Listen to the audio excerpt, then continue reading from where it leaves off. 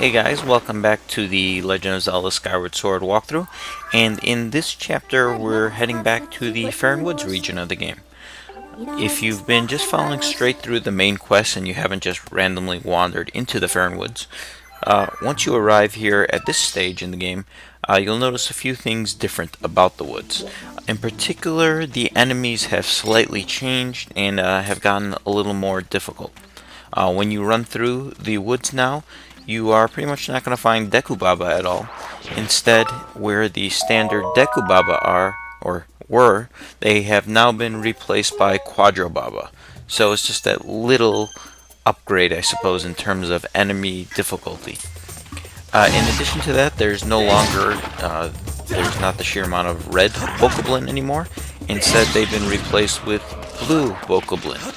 And these new blue Bokoblin, they're sort of just like how the Quadro Babas are to the regular Deku Babas. That's like the same relationship between the blue Bokoblin with the red Bokoblin. They're a little stronger, they take a little more, they take more hits to defeat. For the most part, they're quite the same though, and they shouldn't give you too much trouble. Behind this boulder over here, there's actually a piece of heart. And we could have actually gotten this particular heart piece immediately after getting the bomb bag. Actually, we could have gotten it even prior to the Earth Temple, prior to leaving the Earth Temple. As soon as you got the bomb bag, this heart piece was accessible. However, it was sort of out of the way, and I didn't really want to, just come to the Faron Woods just to get this particular piece of heart, because it didn't really give us a full heart container at the time. So I'm picking it up now. In addition to the Bokoblin and the new not the new Quadro Baba, but the Quadro Baba that are all over this area, there are also some new enemy moblins. These are just giant creatures that have these massive wooden shields, and they're in select areas of the woods. And for the most part, you can pretty much just avoid them for now. Anyway, you want to make your way over to the viewing platform right in front of it, and if you use your dowsing, you can see that the trial gate is right here. So pull out your harp and strum it a little bit, and this starts up a rather long scene that takes us to the next area.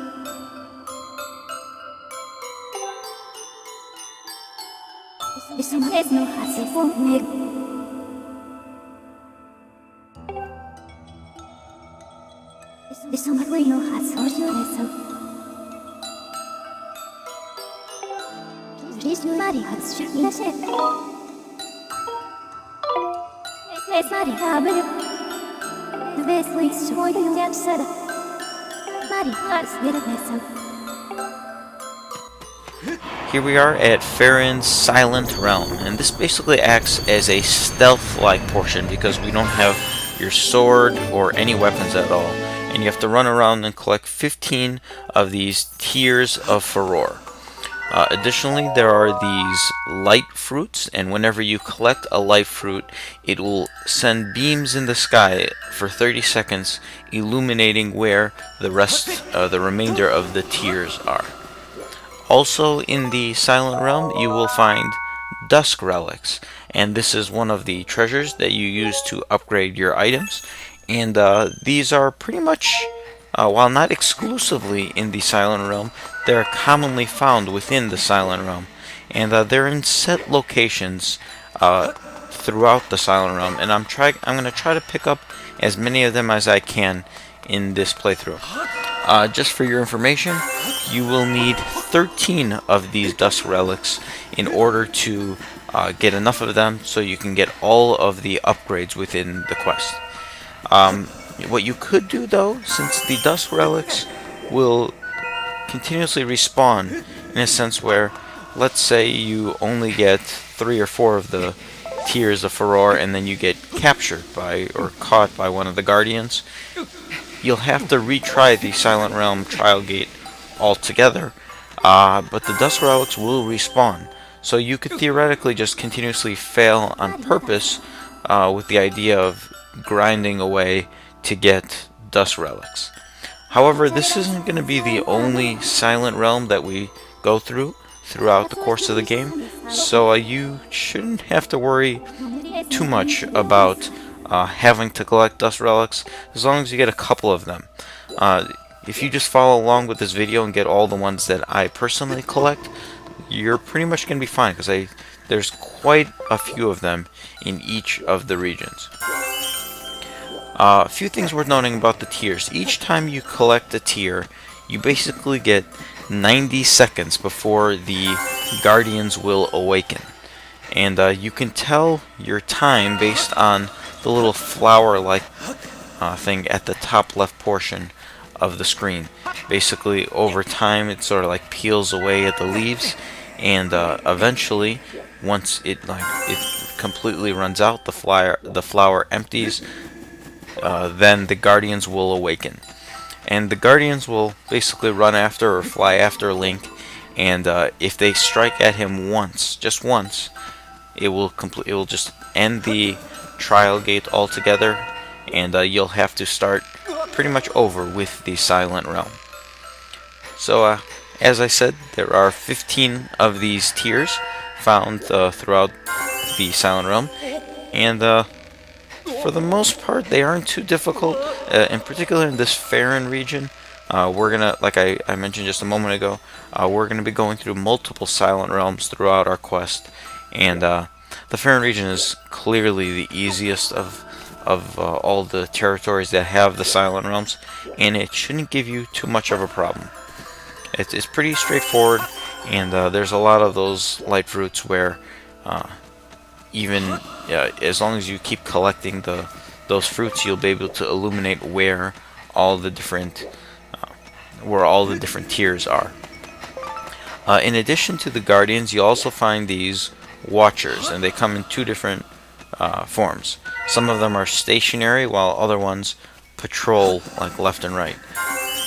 You basically want to stay out of the line of their vision, and some of them, if you get close to them, they'll sort of follow you a little bit, and you'll have to just keep running away from them. And if they do spot you, regardless of how much time you have left on the like flower-like thing at the top left part of the screen, it doesn't really matter how much time you have remaining. The guardians will immediately awaken, and they'll come chasing after you. So that's pretty much all there is to the Silent Realm. One thing worth noting, you are sort of restricted in terms of where you can go with the within the Silent Realm. You can't just wander anywhere. There are some like gates, and they sort of restricts you to a particular region within the Faron Woods. Other than that, my personal take on it, I actually thought the Silent Realm was quite fun. I'm actually making it look incredibly easy, but it's really not as easy as I'm making it look, and it will take some practice. In some cases, it's a bit of a trial and error, where you'll play through it a few times, you'll begin to figure out where all the guardians are, where all the watchers are, and where all the tiers are. And after trying a few times, you'll have that sort of ingrained and memorized, and then it'll just become significantly easier for you. I got a whole Silent Hill type vibe when doing the Silent Realm. And I say Silent Hill because that's more of a avoidance type game, where it's not a direct action game, where while you have weapons and such, you're more times than not are trying to run away or avoid confrontation, and that's sort of what this is all about. And it keeps you on the edge of your seat when the guardians are chasing after you. Anyway, after you've collected all 15 of the tiers, you want to run back over to the trial gate, or where you initially started, which is right in front of the viewing platform. And that's pretty much going to do it for the Silent Realm. And that's just about going to do it for this video as a whole. So once you arrive at the trial gate, you will get a reward of the water dragon scale, or the water dragon scale, and this will basically allow you the ability to swim. And we're going to be using that ability in the next video as we dive deeper into other regions of the Faron region.